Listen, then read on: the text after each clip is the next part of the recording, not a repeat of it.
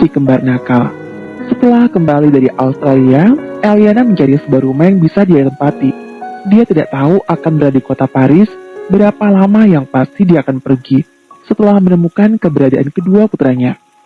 Bukan perkara mudah mencari anak yang dilahirkan dan tidak pernah dia lihat rupanya. Seandainya dia melihat rupa mereka waktu itu pun, dia rasa tidak akan menemukan mereka dengan begitu mudahnya. Karena rupa mereka pasti berubah. Dan rupa ketika bayi, dan rupa kedua putranya sudah berusia 3 tahun. Bukan perkara mudah pula mencari pria yang tidak dikenal, nama dan rupanya. Bahkan suaranya seperti apapun, dia tidak tahu.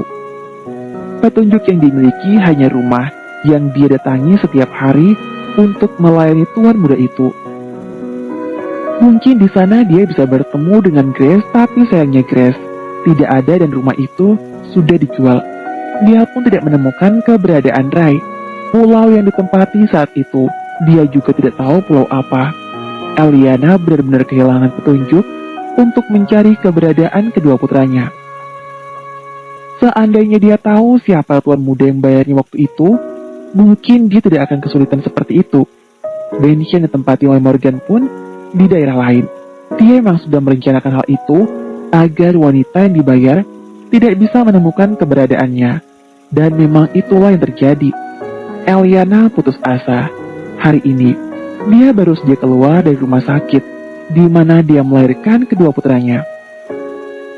Dia ingin mencari tahu, namun satu petunjuk pun tidak ada karena data-data saat dia melahirkan sudah dihapus oleh Ray. Apalagi rumah sakit itu milik Morgan. Sudah seharian mencari, Eliana semakin putus asa. Dia melangkah tanpa tujuan arah. Bayangan wajah kedua putranya pun tidak ada. Dia tahu, jika usahanya untuk menemukan mereka tidak akan mudah. Eliana duduk di taman sebentar, di mana dia dan ibunya dulu pernah bersama. Dia berada di taman itu untuk mengenang apa saja yang telah dilewati bersama dengan ibunya. Cukup lama dia berada di taman itu, sambil mencari cara untuk menemukan keberadaan kedua putranya. Sepertinya dia harus mencoba mencari di sekolah-sekolah orang kaya. Mungkin dia bisa mendapatkan petunjuk. Ya, sepertinya hanya itu cara satu-satunya yang dia miliki untuk menemukan keberadaan kedua putranya. Mereka sudah berusia 3 tahun. Mereka pasti disekolahkan oleh ayah mereka. Hari sudah gelap saat Eliana pergi dari taman. Sebelum pulang, Eliana ingin pergi makan terlebih dahulu, tapi siapa yang menduga?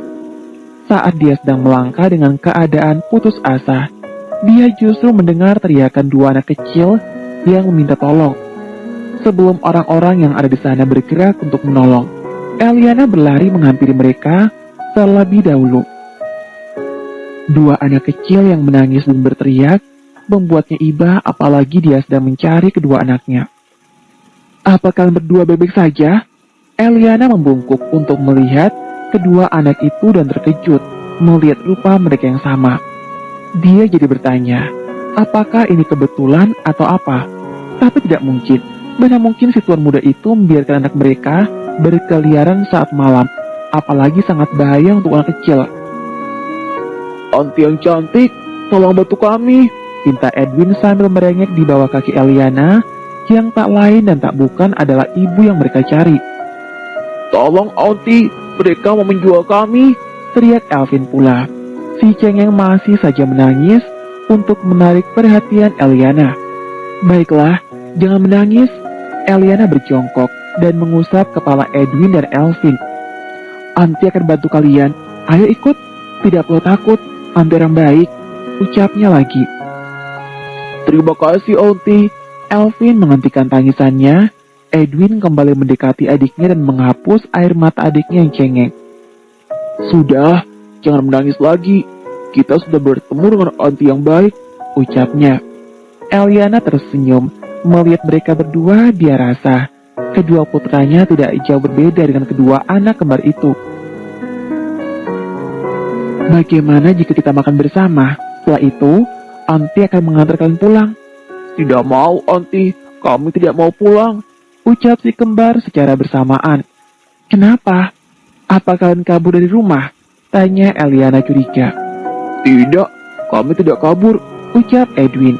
Lalu, Eliana menatap Edwin dan Elvin dengan lekat. Daddy jadi jahat dan ingin menghukum kami gara-gara penyihir itu, ucap Elvin. Mereka sudah memutuskan tidak mau pulang. Mereka tahu saat pulang, ayah mereka pasti akan mengantar mereka ke rumah Uncle Peter. Lagi pula, mereka belum menemukan ibu mereka, jadi mereka tidak akan pulang. Apa? Apa itu benar? Eliana terkejut. Apa ada ayah yang seperti itu? Oh, dia lupa. Dengan ayahnya yang memang seperti itu. Ayo, kita makan sambil berbincang, ajak Eliana seraya menggandeng tangan Edwin. Edwin dan Elvin mengikuti langkah ibu mereka yang belum mereka sadari. Eliana pun tidak menyadari, walau dia merasakan sebuah perasaan aneh saat melihat si kembar, tapi dia tahu. Yang melahirkan anak kembar bukan dia saja. Kakak, Daddy berkata kita tidak boleh mengikuti orang asing. Apa tidak apa-apa mengikuti onti ini? Tanya Elvin sambil berbisik. Tidak apa-apa, aku merasa onti ini baik. Aku merasa dia seperti sosok mami yang ada di impianku. Aku juga, ucap Elvin. Oleh sebab itu, kita harus merengek agar onti ini iba dan menampung kita. Bagaimana dengan Daddy? Tanya adiknya lagi. Biarkan saja Daddy dengan penyihir itu, ucap kakaknya lagi. Elvin mengangguk setuju. Biarkan saja ayah mereka yang jahat dan ingin mengirim mereka ke rumah Uncle Peter. Apa yang kalian bicarakan, guys? Eliana berbalik, melihat ke arah Edwin dan Elvin yang berbisik-bisik dari tadi. Tidak ada, Onti. Edwin dan Elvin tersenyum dengan manis. Eliana mengajak mereka untuk makan. Dia tahu, kedua anak itu pasti melarikan diri dari rumah. Dia akan mengantar mereka nanti setelah makan. Bagaimanapun di luar sangat bahaya untuk anak-anak, apalagi mereka baru saja hendak diculik. Edwin dan Elvin makan dengan lahap untuk mengisi perut mereka yang kosong. Eliana memandangi mereka sambil tersenyum. Jujur saja, sebuah perasaan aneh dia rasakan sejak tadi, tapi dia tahu tidak ada kebetulan seperti itu. Apa kalian sudah kenyang? Tanya Eliana setelah si kembar selesai makan. Sudah, terima kasih Onti, ucap si kembar. Bagus, sekarang katakan pada Onti, di mana rumah kalian? Onti akan mengatakan pulang. Tidak mau, Onti. Kami tidak mau pulang, ucap Edwin. Tapi orang tua kalian pasti mengkhawatirkan kalian, ucap Eliana. Tidak, kami tidak ingin pulang, Onti. Kami mau bersama Onti saja, rengek Edwin. Maaf sayang, Onti tidak bisa. Bagaimana jika Onti dikira penculik kalian? Tidak mau, aku tidak mau pulang. Elvin mulai menangis dan berteriak. Jangan tinggalkan kami, Mami. Jangan buang kami, teriak Edwin pula di sela tangisannya. Apa? Eliana terkejut. Dia jadi pusat perhatian di restoran itu. Daddy tidak menginginkan kami. Mami juga ingin buang kami. Kenapa tidak ada yang menginginkan kami? Tangisan Elvin semakin menjadi. Begitu juga dengan tangisan Edwin, sehingga membuat Eliana semakin panik. Nyonya, kenapa begitu tega meninggalkan anak yang begitu lucu? Ucap tamu restoran yang duduk di samping mereka. Kau salah paham.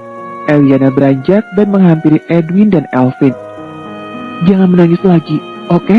Kalian bisa tinggal dengan Onti untuk sementara waktu, ucapnya. Sementara tidak ada cara lain selain bawa mereka pulang. Benarkah? Tangisan Edwin dan Elvin langsung terhenti. Benar, jadi jangan menangis lagi. Terima kasih, Onti. Edwin dan Elvin memeluk ibu mereka, dan tanpa ibu mereka sadari, si kembar licik mengadukan telapak tangan mereka di belakang karena rengekan mereka sukses membuat ibu mereka iba. Jika begitu, ayo ikut Onti pulang, ajak Eliana. Untuk malam ini dia akan memberikan tumpangan pada kedua anak itu karena dia iba. Lagi pula sudah larut. Jangan sampai para berandal itu masih mengincar mereka berdua. Besok, dia akan menghubungi orang tua anak itu dan minta mereka untuk menjemput kedua putra mereka dan dia akan bicarakan hal itu pada kedua anak yang dia belum tahu namanya. Eliana membawa Edwin dan Elvin pulang. Memang ada sebuah perasaan aneh, tapi dia tidak curiga jika merekalah putra yang dicari. Edwin dan Elvin terlihat senang karena mereka bertemu onti yang cantik dan baik. Mereka tidak akan pulang. Biarkan saja ayah mereka yang jahat mencari dan memang Morgan tampak pusing karena kedua putranya belum juga ditemukan. Padahal hari sudah begitu malam. Morgan bahkan mencari bersama dengan anak buahnya untuk mencari kemana Edwin dan Elvin pergi.